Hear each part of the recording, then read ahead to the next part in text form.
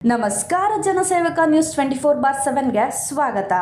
ಮಾಜಿ ಪ್ರಧಾನಿ ಎಚ್.ಡಿ. ದೇವೇಗೌಡ ಅವರ ಪತ್ನಿ ಚೆನ್ನಮ್ಮ ದೇವೇಗೌಡ ಅವರು ಇಂದು ಬೆಂಗಳೂರಿನ ಮಣಿಪಾಲ್ ಆಸ್ಪತ್ರೆಯಲ್ಲಿ ನಿಧನರಾಗಿದ್ದಾರೆ.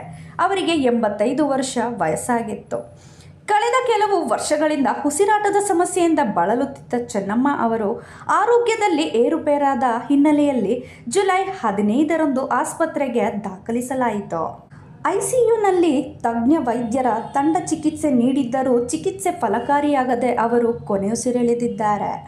ಚೆನ್ನಮ್ಮ ದೇವೇಗೌಡ ಅವರ ನಿಧನದ ಸುದ್ದಿ ತಿಳಿದಂತೆಯೇ ಮಣಿಪಾಲ್ ಆಸ್ಪತ್ರೆಗೆ ಜೆಡಿಎಸ್ ನಾಯಕರು, ಕಾರ್ಯಕರ್ತರು, ಗಣ್ಯರು ಹಾಗೂ ಕುಟುಂಬದ ಆಪ್ತರು ಆಗಮಿಸುತ್ತಿದ್ದಾರೆ.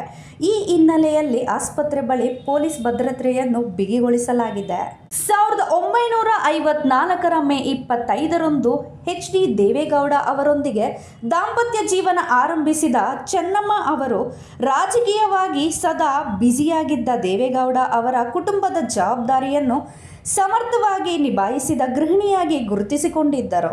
ಅವರಿಗೆ 4 ಪುತ್ರರು ಹಾಗೂ 2 ಪುತ್ರಿಯರಿದ್ದಾರೆ.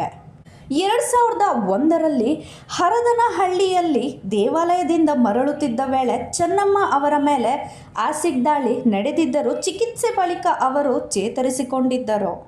ಚೆನ್ನಮ್ಮ ದೇವೇಗೌಡ ಅವರ ಅಗಲಿಕೆ ರಾಜಕೀಯ ನಾಯಕರು, ವಿವಿಧ ಗಣ್ಯರು ಹಾಗೂ ಸಾರ್ವಜನಿಕರು ಸಂತಾಪ ಸೂಚಿಸುತ್ತಿದ್ದಾರೆ.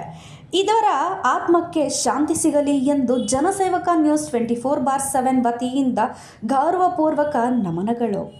ಇಂತಹ ಇನ್ನಷ್ಟು ತಾಜಾ ಸುದ್ದಿಗಳಿಗಾಗಿ ಜನಸೇವಕ ನ್ಯೂಸ್ 24/7 ಅನ್ನು ಸಬ್ಸ್ಕ್ರೈಬ್ ಮಾಡಿ, ವಿಡಿಯೋಗಳನ್ನು ಲೈಕ್ ಮಾಡಿ ಮತ್ತು ನಿಮ್ಮ ಅಭಿಪ್ರಾಯವನ್ನು ಕಮೆಂಟ್ ಮೂಲಕ ಹಂಚಿಕೊಳ್ಳಿ. ಧನ್ಯವಾದಗಳು.